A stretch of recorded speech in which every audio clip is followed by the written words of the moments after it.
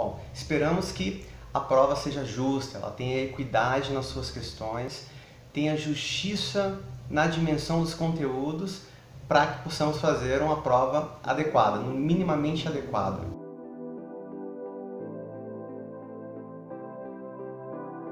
Olá pessoal, aqui quem fala é o professor Emílio Santos, tá? Sou cientista social, né? Tenho especialização em mídias na educação, sou formado também em mestrado em Sociologia pela Universidade Federal da Grande Dourados e eu vim por meio desse canal desejar a vocês aí muito sucesso, muito conhecimento e algumas dicas super importantes para o ano de 2020.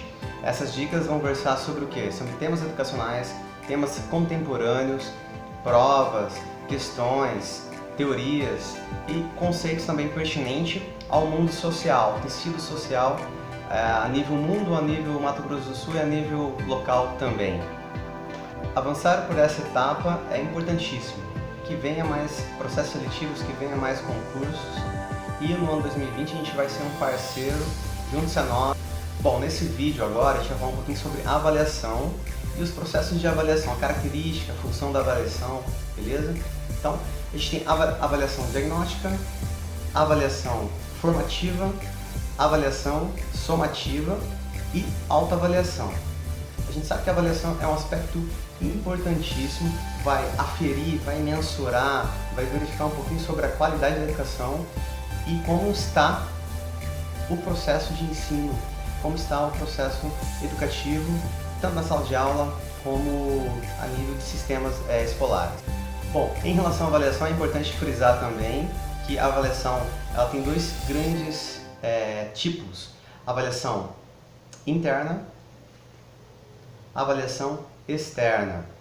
Então os dois tipos de avaliação eles são importantes e cada qual tem a sua função, né? A avaliação externa, geralmente ela é feita, mobilizada, trabalhada por entes, organizações externas à escola que vão fazer o quê? Vão mensurar a qualidade da educação. Então aqueles exames mesmo que vão resultar em algum índice, ok? E a avaliação interna? A avaliação interna ela é realizada dia a dia, né, no cotidiano, no chão da sala de aula, pelo professor. E nesse vídeo a gente vai falar, vamos caracterizar, vamos discutir um pouquinho para ficar bem fácil, de maneira bem didática, para que vocês possam entender. Olá pessoal, aqui na reta final mais um vídeo. Bom, a gente vai falar um pouquinho hoje sobre avaliação, mas antes de mais nada, desejar aí boa prova, vão com calma, tentem manter a ansiedade num nível satisfatório, podemos marcar bobeira não. Então a gente vai falar um pouquinho desse vídeo, tipos de avaliação. Bom, no currículo de referência, vamos direto lá no item 5, que é a avaliação. Utilize seus marcadores, utilize grife, faça comentários no seu próprio texto, escreva no caderno e vamos que atrás vem gente e está chegando a hora de fazer as provas. Bom, avaliação. As avaliações externas e internas da instituição e as de desempenho e aprendizagem das crianças, dos adolescentes e dos jovens são ferramentas imprescindíveis para aferir a eficácia das políticas educacionais implementadas. Então, assim, a avaliação ela é imprescindível tanto para o gestor, tanto para o coordenador pedagógico, muito imprescindível para o professor e também para a nível de políticas educacionais, a nível de sistema. Bom, avaliação de aprendizagem. A avaliação da aprendizagem é um tema em constante discussão no cenário educacional, visto que se trata de uma etapa imprescindível e indissociável do cotidiano escolar. E é interessante frisar que a gente vai ter vários autores e algumas citações a gente vai ler de maneira muito rápida, muito breve. A gente tem autores que vão falar sobre isso, né? Dentre eles, Cipriano Lucchesi, Ilza Santana, Jussara Hoffmann, Paul Bloom, Michael Scriven, Edgar Morin, Philippe Pirnot.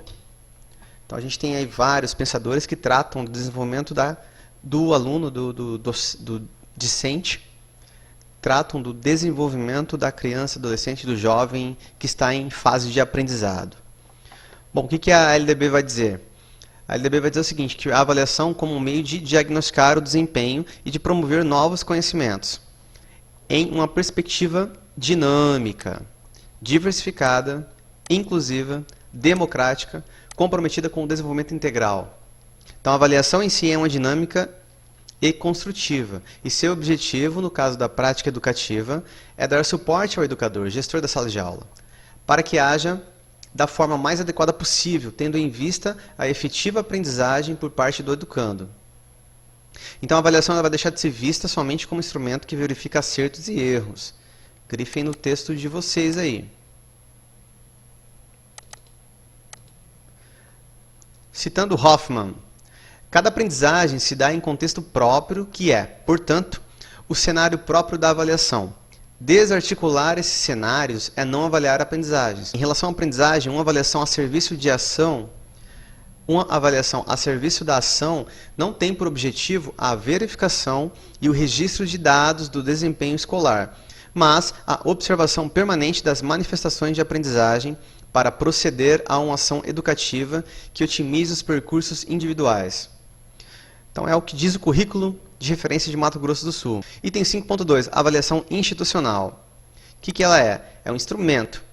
A avaliação institucional é um instrumento de conhecimento do contexto e das necessidades da instituição escolar.